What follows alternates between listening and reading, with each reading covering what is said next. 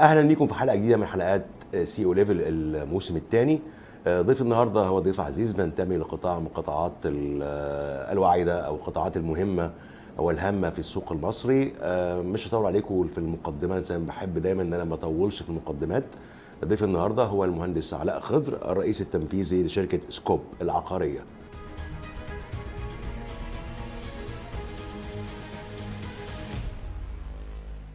برحب بيك معنا باشمهندس علاء.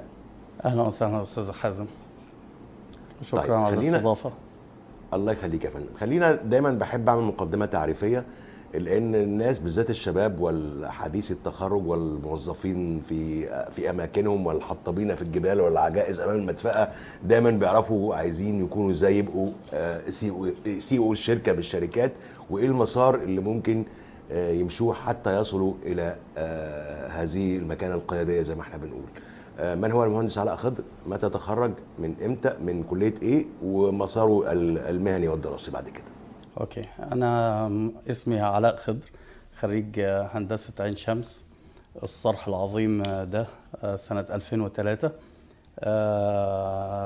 بعد التخرج بدات شغلي في مصر حوالي 3 سنوات، ومن ثم سافرت العمل في دبي، وبعد كده هو للسعوديه. ومن شركتي في السعودية جينا هنا لافتتاح الشركة في مصر، وعمل مزيد من التقدم في نواحي الشركة بالكامل، وبدأنا الاستثمار العقاري هنا من سنة 2020. طيب يعني حضرتك تخرجت من الكليه، اشتغلت 3 سنين في مصر، طلعت الى دول الخليج ثم في دبي، ثم من دبي الى السعوديه، ومن السعوديه تدرجت في داخل الشركه حتى تم اختيارك لتصبح رئيسا تنفيذيا لشركتها الجديده في مصر. هل انا كده فهمت صح؟ مظبوط. طيب صحيح مظبوط.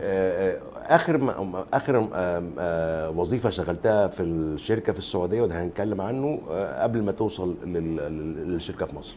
هو أنا الحقيقة تدرجت في الوظائف عدة من الشركات، ودخلت مجموعة السويلم از بي ام او دايركتور، ومن بي ام او دايركتور توسعت الشركة جدا في مجالات عدة وفي دول مختلفة. وجينا فتحنا الفرع هنا في مصر سنة 2020، وحصلت على الترقية اللي هي رئيس التنفيذي لشركة سكوب مجموعة السويلم. طيب كلمني عن دراسة السوق المصري قبل الدخول. يعني طبعا لمن لا يعلم شركة سكوب هي أحد سكوب مصر هي أحد تابعة لشركة مجموعة سويلم السعودية، صح كده؟ أو صلح لو كنت غلطان. مظبوط. ودخلت السوق المصري زي ما حضرتك قلت في 2020. طيب ايه الدراسة اللي كانت موجودة على السوق المصري قبل اتخاذ قرار الدخول، وكيف تم اتخاذ قرار الدخول إلى مصر؟ الحقيقة قبل ما نيجي 2020 زرنا مصر كذا مرة قبليها، ممكن من 2017 و2018 و2019 لدراسة السوق.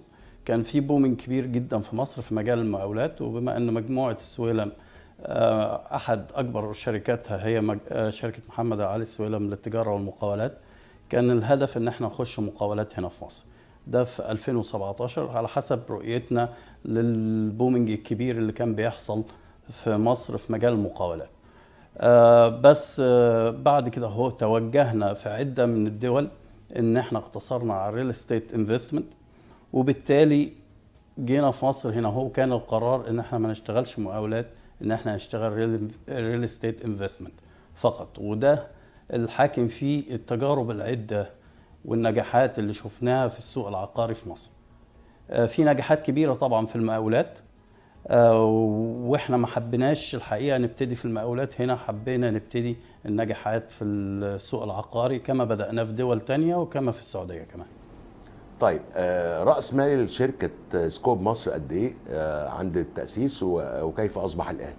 الحقيقه شركه سكوب هي شركه ناشئه، رأس مال المجموعه في السعوديه حوالي 550 مليون ريال. التمويل كله قادم من المملكه. ورأس المال 550 كام يا فندم؟ 550 مليار ولا مليون ريال؟ مليون ريال سعودي. آه. اوكي تمام. ده رأس مال الشركة. احنا طبعا الملاءة المائية بتاعتنا ممتازة جدا، بتقترن بمشاريع كبيرة مش في مجال بس المقاولات ولا الاستثمار العقاري. احنا المجموعة عندها حوالي 9 سبسيدرز او شركات، 9 شركات تابعة. شركات تابعة للمجموعة. متعددة الأغراض الحقيقة، منها في البتروكيميكالز، ومنها في التعدين، ومنها في مجالات الطاقة وغيرها. يعني دي مجالات متعددة. فالملاءة المالية بتاعت الشركة بيدعمها عدة فروع، أكبرهم المقاولات والريل استيت. لا انا فاهم ان الملاءه الماليه للمجموعه السعوديه ملاءه كبيره وعظيمه وكل حاجه، بس انا بتكلم على شركه سكوب مصر. انت بتاسس شركه منفصله داخل مصر، وهذه الشركه بتتولى تطوير عدد من المشروعات بخلال هيكل تمويلي ما.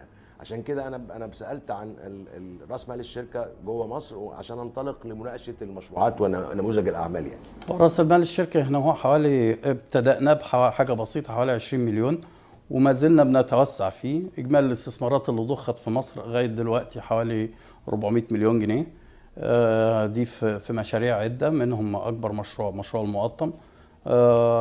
والحقيقة إحنا ما زلنا بنضخ استثمارات كبيرة قوي في مصر قبل ما نبتدي الإنتاج الفعلي لمشروعاتنا. طيب، ده كلام جميل. خلينا